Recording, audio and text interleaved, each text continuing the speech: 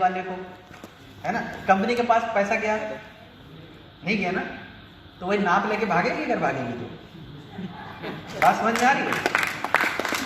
भाई जब पैसे ही नहीं लेगी तो भागेगी, तो नाप लेके भागेगी ना।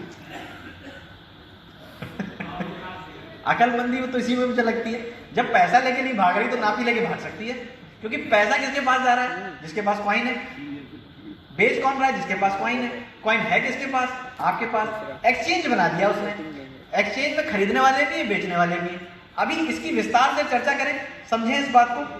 आइए विस्तार से समझते हैं ब्लॉकचेन के बारे में। ये सिग्नल हटा दीजिएगा। ब्लॉकचेन के बारे में मैं आपको बताऊं, दो तरह की ब्लॉकचेन होती है, पब्लिक ब्लॉकचेन होती है और एक प्राइवेट ब्लॉकचेन होती है। प्राइवेट ब्लॉकचेन की बात नहीं करेंगे, पब्लिक ब्लॉकचेन जिस पर सिक्के बनते हैं, और इसमें से दो मशहूर है। इथेरियम का नाम सुना होगा आप लोगों ने, जो समझते हैं। ईथर स्कैन उसका एक ब्लॉकचेन है, और ट्रॉन अगर आपने नाम सुना तो ट्रॉन स्कैन इसका ब्लॉकचेन है। एक खास बात होती है, ईथर स्कैन में 30 ट्रांजैक्शन प्रति सेकंड की सपोर्ट होती है, यानी कि एक साथ 30 लोग भी ट्रांजैक्शन करें तो आसानी से हो जाएगा। एक आपने समस्या सुनी होगी कि सर्वर डाउन है। बैंकों में भी होता है, सर्वर डाउन होता है। कोई फॉर्म आता है सरकारी, उसको भरते समय सर्वर डाउन हो जाता है। कारण क्या होता है? एक साथ जब कई लोग उसका इस्तेमाल करते हैं तो सर्वर डाउन समस्या आती है।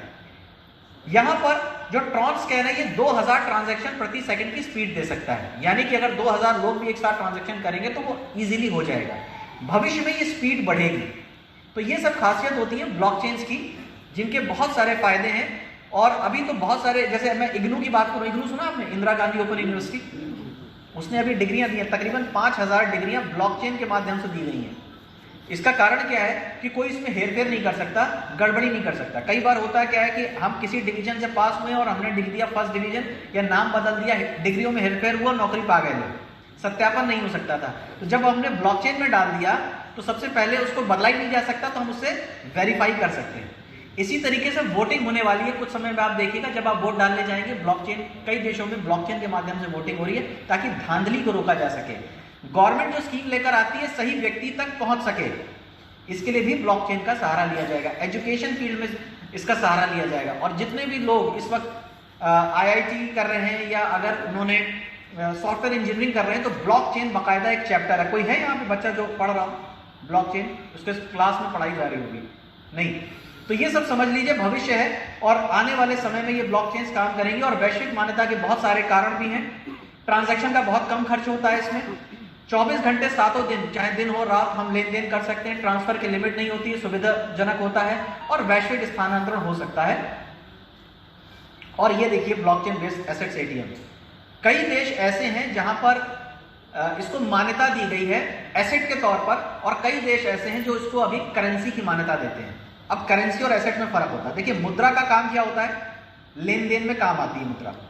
जब भी हम, अब जैसे पैसा हमको नहीं चाहिए, दूध वाले को पैसा चाहिए, हम तो उसको दूध कह रहे हैं, दूध दे दो, वो कहता है हमें पैसा चाहिए।